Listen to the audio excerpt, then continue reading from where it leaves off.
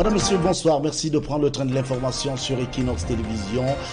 For me, Armstrong Sanda, d'abord le titre de l'actualité de ce 20h. You're right, Pierre Lavijuomban. Thank you very much. Ladies and gentlemen, thanks for joining us in this edition of the Bilingue Newscast on Équinoxe television. We live from Douala. In our top stories, uneasy calm breeze in Yala, a neighborhood in the Douala 3 municipality. Another tragic incident in that part of the city of Douala where 2 persons have died following the collapse of a building under construction.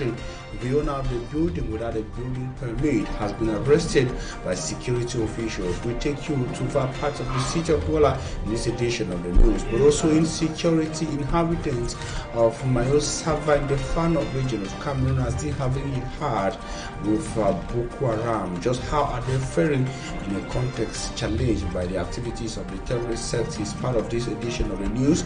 Cameroon produces 7 million tons of banana every year. Experts say that it is largely insufficient owing to the green demographic. These stories and more will be yours in this edition of the news. Et puis, week-end tragique au quartier Niala, c'est ici à Douala. Un éboulement de terrain fait 2 morts sur le chantier de construction d'un immeuble dans le 3e arrondissement. Un projet de construction illégal selon les autorités. Retour sur cet incident qui a coûté la vie à 2 Camerounais. C'est dans ce 20h, ce sera avec Donald Bliskanga et Dallas Bartel Tchana. Madame, Monsieur, retrouvons-nous dans une poussière de secondes pour les développements tout de suite.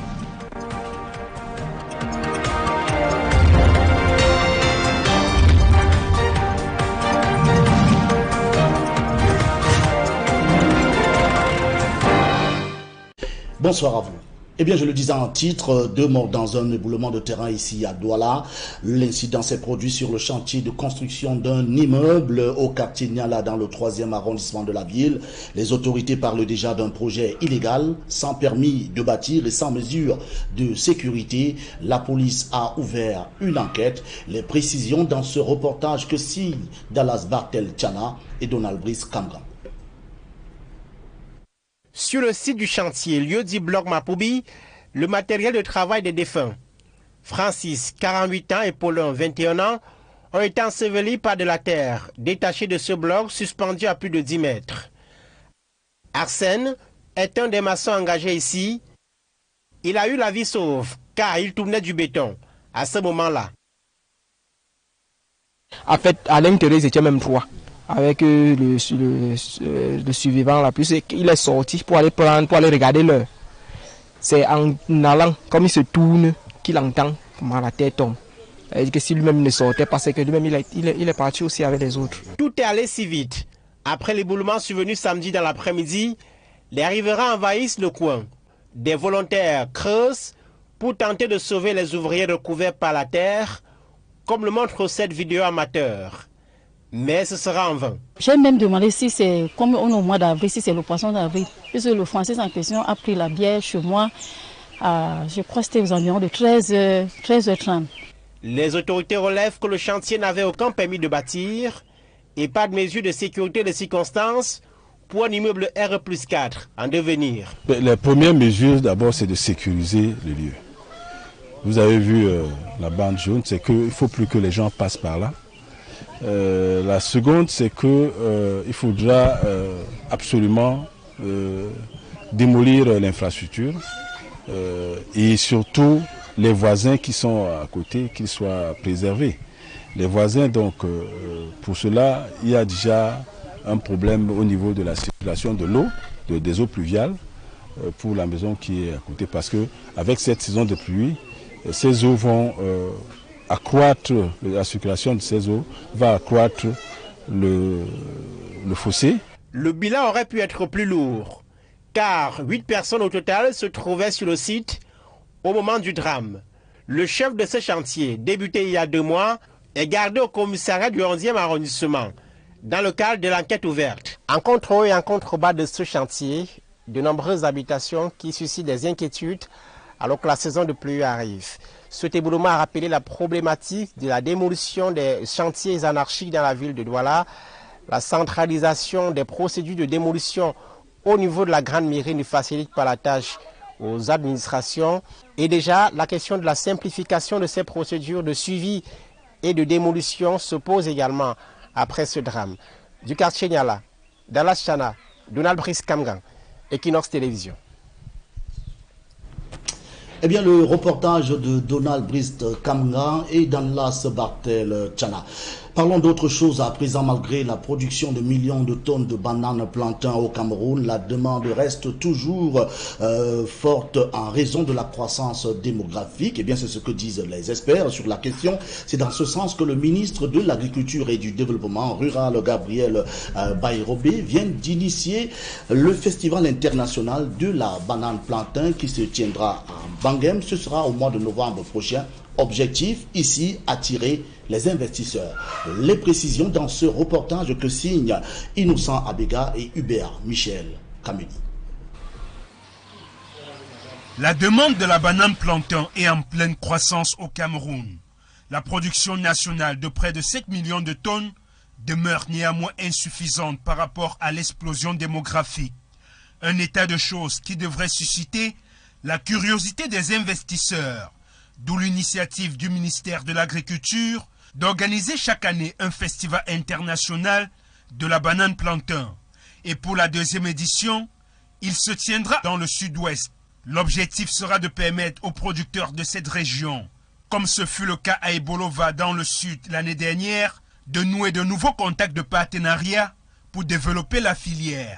Nous osons croire qu'à l'issue de ce festival, beaucoup de choses vont changer. Des investisseurs viendront investir, n'est-ce pas, dans la chaîne de transformation de la banane plantain. Et cela va créer, n'est-ce pas, des emplois. Et beaucoup de choses vont changer. Je crois que ça sera pour le bien-être de nos populations. Ce sera également l'occasion pour les potentiels investisseurs de toucher du doigt les réalités du terrain en se rendant dans les plantations ou encore de débattre des problèmes de la filière dont les pertes post-agricoles sont souvent très importantes. Aussi, le développement de la chaîne de valeur de ce produit, susceptible d'être transformé en une centaine d'autres produits dérivés, selon les experts. D'abord, du côté de ceux qui vont venir à Bangem, je pense qu'ils vont découvrir que quand on dit plantain, il y a un endroit où on produit vraiment le plantain. En prélude à cet événement annoncé pour le mois de novembre 2023, les acteurs impliqués, répondant à l'appel du président exécutif de l'Assemblée régionale du Sud-Ouest en accord avec le président national des acteurs de la filière banane plantain au Cameroun, se sont réunis pour un succès retentissant de cette deuxième édition. Ici au Sud-Ouest, les footballeurs semblent déjà avoir choisi pour certains de se lancer dans la culture de la banane plantain. Une convention a été signée avec les anciens lions indomptables, représentés par Joseph-Antoine Bell, pour une rencontre sportive entre les anciens lions indomptables et les anciens Super Eagles du Nigeria en novembre prochain à Limbé. Eh bien, faire d'un risque une opportunité, c'est le défi que se lancent les pouvoirs publics dans le département de la Sanaga-Maritime, alors que la Salvinia molesta, une espèce de plante envahissante et toxique pour les ressources halieutiques, menace. Le gouvernement tente des méthodes écologiques, comme la fabrication du compost pour détruire cette plante. Les précisions dans ce reportage que signent Eko Kalobé et Xavier Foka. Ici, le lac Ossa, situé dans le département de la Sanaga-Maritime, dans la région du littoral, est protégé de catégorie 3 d'un peu plus de 4000 hectares. L'eau a été progressivement, et ce depuis quelques années, envahie par cette plante, la Salvinia molesta. Cette plante constitue une menace pour l'environnement, sans compter son impact économique avec la baisse de la pratique de la pêche. Afin d'éviter la survenue d'une catastrophe environnementale, à côté de la méthode manuelle, le ministère de l'Environnement a, avec des partenaires de la société civile, engagé depuis juillet 2021 un ensemble de méthodes écologiques pour venir à bout de cette plante envahissante.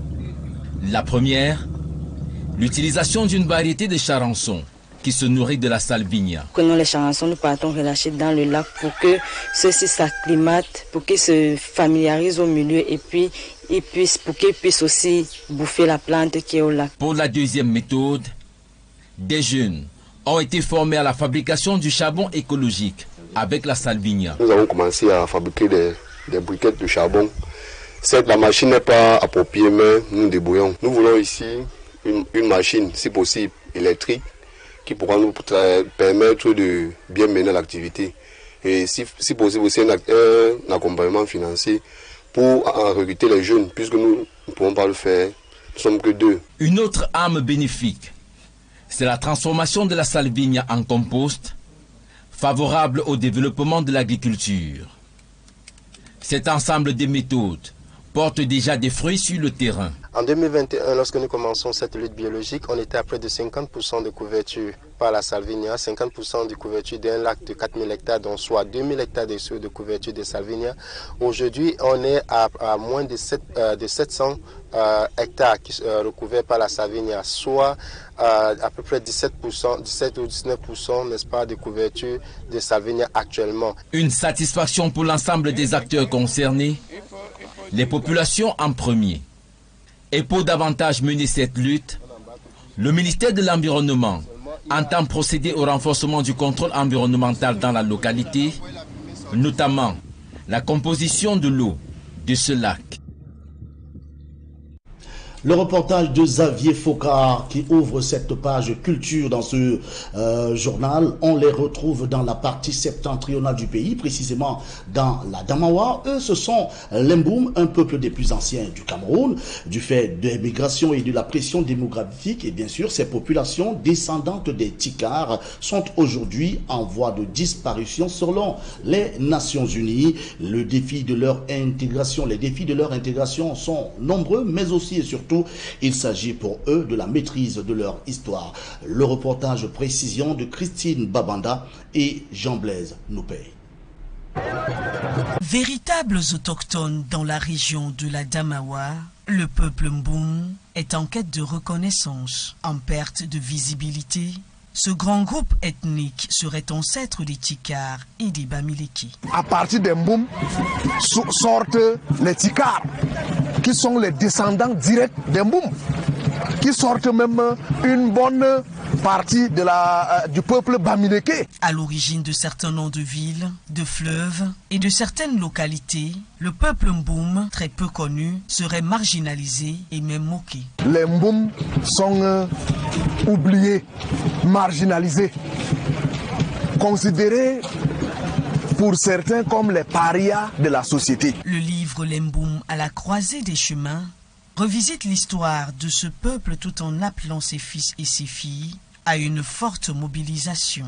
En connaissant son passé, les Mboum peuvent justement trouver des voies et moyens pour sortir de la torpeur. Selon certaines projections d'organismes internationaux, le peuple Mboum, un des plus anciens du Cameroun, serait en voie de disparition. Eh bien, c'est avec cet élément que signe Christine Babanda que nous mettons un terme à la première partie de cette édition du 20h sur Équinoxe Télévision. La seconde partie, c'est en anglais et c'est avec Formi Armstrong Sanda. You're right, Pierre. I love you, Mbang. Thank you very much. Ladies and gentlemen, thanks for staying with us in the second segment of news. We start in our human interest to say that 2 persons have died following the collapse of a building under construction in the Douala Free Municipality. We hear that the owner of the project site, without a building permit, has been arrested by security officials. He is currently being detained. Innocent Ase has more in the following report. On this construction site at a place called Block Mapubi in Nyala, Douala 3 subdivision, are onlookers and youth digging to retrieve the bodies of 2 workers, Francis, 48 years, and Polan, 21 years, covered by huge earth, which detached from a height of about 10 meters. Where you see people digging, there are corpses under the ground. As you can see, everybody standing around. watching and waiting to see what will happen. Arsene is one of the workers hired to work here. He had his life saved because he was mixing concrete at the time of the incident. Three of them were in there. The other got out before the earth collapsed few seconds right behind him. He was going to check what time it was. All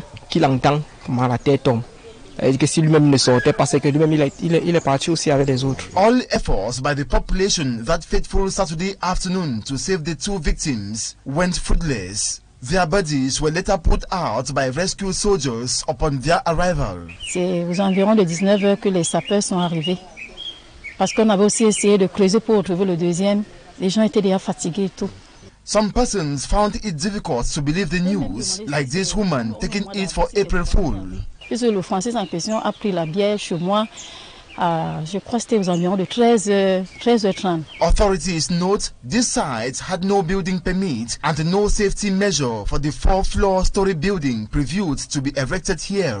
La première mesure d'abord c'est de sécuriser le lieu. The first thing we had to do was first of all to secure the zone to prevent people from passing here, followed by demolition of the infrastructure for the security of surrounding neighbors. This is also to ensure runoff flows unperturbed during the rainy season. Otherwise, it will result to another catastrophe. Parce que avec cette saison de pluie, ces eaux vont accroître, la circulation de ces eaux va accroître le fossé. It should be noted, a total of 8 persons were on this site at the time of the tragic incident. By the time of this report, the contractor of this project, which started 2 months ago, was at the 11th District Police Station for interrogation as part of investigation opened. Activities of non-state armed groups in the far north region of Cameroon continue to make life difficult. But before that, let's take you to the Plantain Festival. As we told you in our top stories, that the quantity produced in Cameroon is largely insufficient. And experts in the plantain sector say that the demand continues to exceed supply in Cameroon.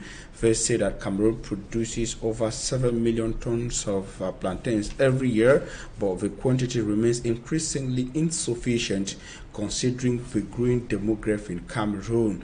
They are, however, determined to change things with the introduction of an international plantains festival, an initiative of Cameroon's Ministry of Agriculture and Rural Development. Plans for Bangem in the Kupe Maninguba division of the southwest region of Cameroon in November this year, 2023. The festival is aimed at bringing together farmers and investors in the plantains sector. They believe that the festival will also boost production and be able to meet the high demand in Cameroon. And I was told you in top stories that the activities of non-state armed groups continue to make life difficult in several parts of the far north region of Cameroon. Activities which are characterized by kidnappings, abductions, killings, burnings of houses in the Mayo Sava division, the Logon and Shari division, as well as the Mayo Chanaga, all divisions of the far north region of Cameroon.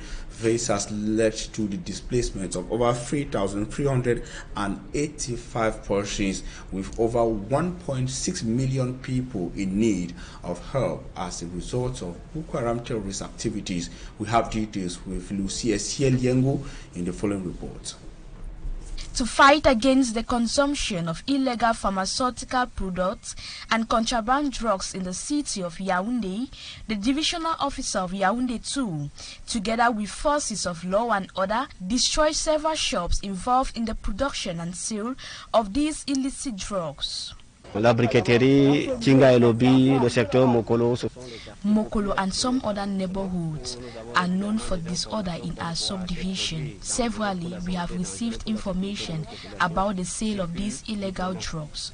Mokolo in particular, because recently people are unable to move freely and engage in their daily activities. In 1 or 2 meters, you must find a place where they sell these drugs. À l'intérieur duquel on vend ce que vous savez, la drogue.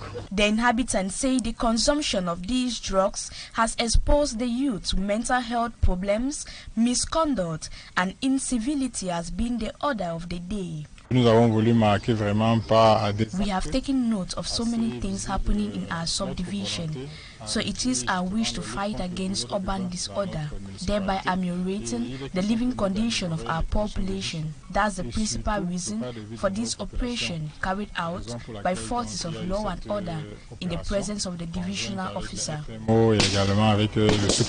The destruction, according to the divisional officer, is also to fight against urban disorder while protecting the population's health. De lutter pour la bonne santé. Our objective is preserving our population, mostly their health, so we have no regret in dissolving this activity. Ces activités. Makeshift structures, illicit medications were burnt at the end of the operation, while the divisional officer of Yaoundé 2 promised to put in more efforts so as to maintain order. We shall be coming back to the reports from the final region of Cameroon, but was rather the report on the fight against the sale of illicit drugs in Yaoundé in the central region. But time for us to talk politics now, to say that the newly elected and appointed senators in Cameroon cannot go ahead with their activities as senators, or call them members of the upper house of parliament in Cameroon. They received their attributes yesterday in a ceremony in Yaoundé. Babila Jonathan has more. After receiving their attributes, it is now time for work for the 100 senators from the 10 regions of Cameroon. To those from the northwest and southwest regions, the socio-political and security instability in the Anglophone parts of the country, with its overwhelming economic consequences, constitute one of their major challenges. It is a moment that challenges all of us to face the issues that are confronting the nation, especially problems that are in our region, the regions of the northwest and southwest, that are facing very enormous challenges that will require the collective effort of each and every one of us, from local councils to regional councils and opinion leaders in these communities. All of that will need the concerted effort of each and every one of us. We think that these are the responsibilities, the challenges that come with this new mandate. Concerning the crisis-stricken regions, Senator Mbela Moki Charles thinks there is need for a new strategy to restore the people's trust in their authorities and the authority of the state. Globally, the acceleration of the decentralization process and the development of the regions and the nation as a whole is a common point of concern for all the senators. The acceleration of the decentralization process that is going to bring greater powers to the people is going to come from the senators, who are representatives of decentralized territorial collectivities. And it is our duty to ensure that Cameroonians at the lowest parts of the suburbs enjoy the fruits of the national cake. It is like an assignment that has been given to me. So I have determination to go back, to be able to fight for my people, to be able to help my people to develop first themselves, and then my division itself to grow globally. Concrete results on the ground with significant positive impact on living conditions sum up the expectations of the people. We told you that over 3,000 persons have been forced out of their homes, their villages, towns and cities in the Mayo Chanaga, Mayo Sava and Logona Shari divisions of the far north region of Cameroon. Some 1.6 million people are now helpless as a result of activities of the terrorist sect Boko Haram that has continued to cause havoc to inhabitants of that part of the far north. Their activities include abductions and killings, as well as burning of houses and villages. Lucia Liengo has more in the following report. The United Nations Office for the Coordination of Humanitarian Affairs reports that the activities of non-state armed groups, generally marked by violent incursions into villages, looting as well as abduction of people, continue to negatively impact the daily lives of population in the Mayo Sava, Mayo Sanaga, Logon and Share divisions of the far north region of Cameroon. Added to this are the frequent clashes between the non-state armed groups and the defense and security forces. The clashes often have devastating consequences on civilians. Security sources reported at least 83 incidents related to non-state armed groups' activities, confrontations with the defense and security forces, and subsequent military operations in February this year. This marks a sharp increase compared to 53 incidents accumulated in December 2022 and January 2023. The localities located near the Mandara Mountain, as well as those located in and around Lake Chad, continue to be the most affected. At least 23 civilians were killed and 24 injured during this incident, and many people's properties were destroyed. February was also marked by an upsurge in kidnapping, particularly in the Lake Chad area of Niger, Chad, and Cameroon. At least 82 people have been abducted, usually for ransom. This highlights the economic motivation and funding needs that will largely underlie this phenomenon. From February 1st to 28th, 2023, more than 1,652 people were displaced due to insecurity. Nearly 700 Nigerians registered in a Minowal camp between February 1 and February 15, 2023. More than 82 civilians kidnapped during February by unidentified armed individuals in the Logon and Share division. An attack on the Ozar Health Center by armed individuals in the Mayosava division and destruction of property and equipment were recorded. Globally, 1.6 million people are in need of aid, 3,385,000 internally displaced, 47,000 people are refugees in rural areas, 76,000 in camps, 138,000 have returned to their villages, while 962,000 are targeted. And it is with that report from the Fano region of Cameroon that we put an end to this edition of the Bilingual News on Équinoxe Television. We thank you for your keen attention. We urge you to stay in the company of very interesting programs on Équinoxe. Bonsoir à vous, Pierre Lavejoba. Merci Formi Armstrong Sanda, madame, monsieur, voilà qui marque un terme à cette édition de l'information du 20h sur Équinoxe Télévision. Restez sur nos programmes. Bonsoir.